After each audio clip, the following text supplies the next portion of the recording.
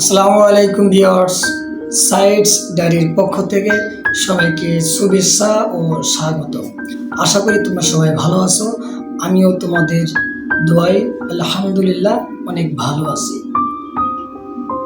আসলে একটা কথা আছে, যুগের সঙ্গে তাল মিলিয়ে চলার চেষ্টা করো।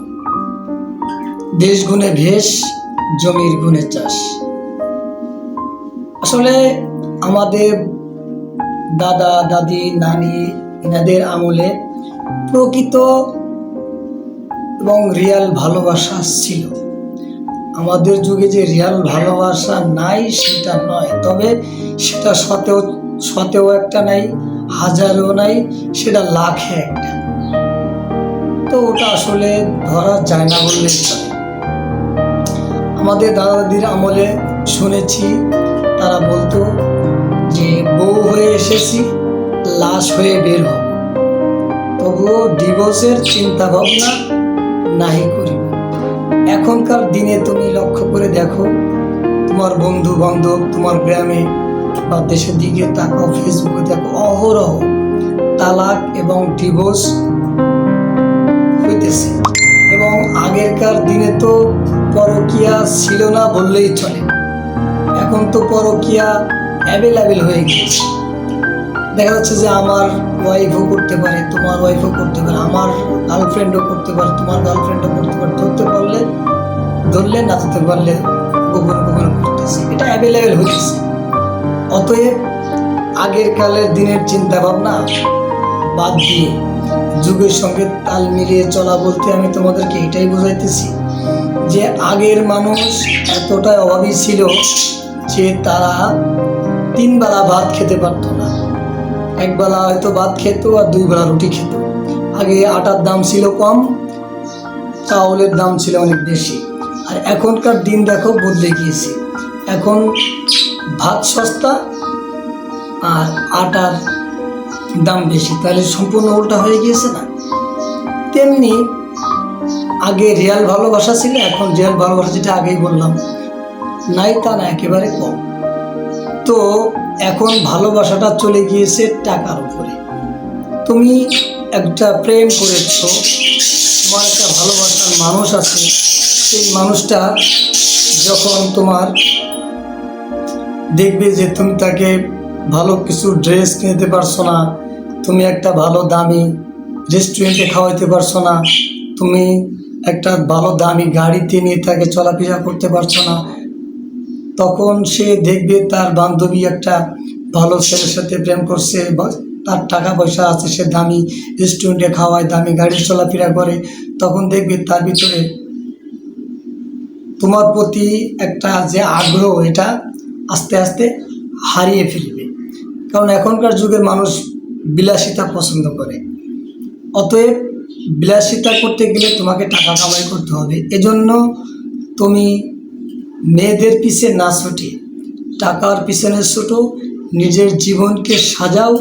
দেখবে ভালোবাসার মানুষের পিছনে তোমার ছুটতে হবে না, ভালোবাসার মানুষগুলোই তোমার পিছনে ছুটবে। টাকা কামাই করার এই যুগে বিকল্প কোনো পথ নাই। যে ভালোবাসতে পারে সে জীবনে সব কিছু করতে পারে।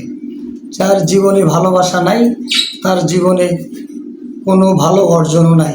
তো তুমি যদি ভালোবাসা অর্জন করতে চাও, আগে তোমাকে টাকা উপার্জন করা শিখতে হবে, টাকা উপার্জন করতে হবে, এবং তুমি পারবে। তুমি মনোযোগ দিয়ে কর্ম করো, বিজনেস করো, যেটাই করো না কেন মনোযোগ সহকারে করো, দেখবে সফলতা তোমারই আসবে। আর যখন তোমার বাস্তব জীবনে, নিজের জীবনে সফলতা আসবে, তখন তোমার জীবনে ভালোবাসাও আসবে। যখন তোমার জীবনে সফলতা আসবে না, তখন তোমার জীবনে ভালোবাসাও আসবে না। যদি ভালোবাসা থেকেও থাকে, তাও চলে যাবে।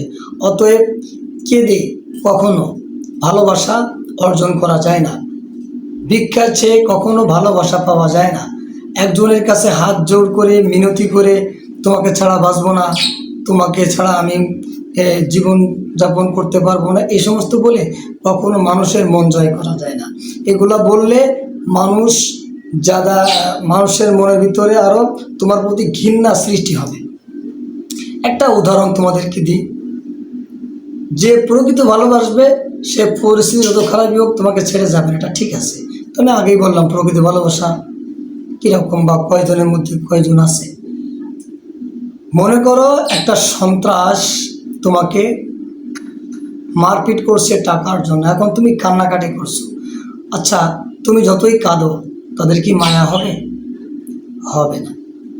তেমনি যে তোমাকে ছেড়ে চলে যেতে চাচ্ছে টাকার জন্য, তোমার কাছে টাকা নাই তাই তুমি তাকে যতই কাঁদো তার মনে কখনো দয়া হবে না। ওই সন্ত্রাসকে তোমার দমন করতে হলে হয়তোবা তাকে কাউন্টার অ্যাটাক করতে হবে, অথবা মায়ের খেয়ে তোমাকে স্যালেন্ডার করে তোমার কাছে যা আছে সব দিয়ে চলে আসতে হবে। পথ আছে দুইটা।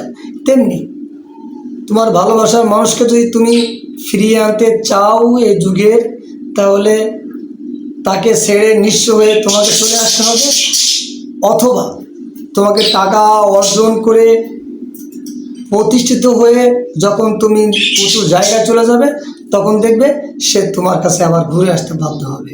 অতএব টাকা কামাই করো, নিজের জীবনকে সাজাও। ভালো থেকো ভাই, ভালো বাসায় থেকো, সুখে দুঃখে মানুষের পাশে থেকো। এই ধরনের ভিডিও পেতে লাইক কমেন্ট শেয়ার করে আমাকে জানাবে কী ধরনের ভিডিও বানালে তোমরা উপকৃত হবে, আমি সেই ধরনের ভিডিও বানাবো।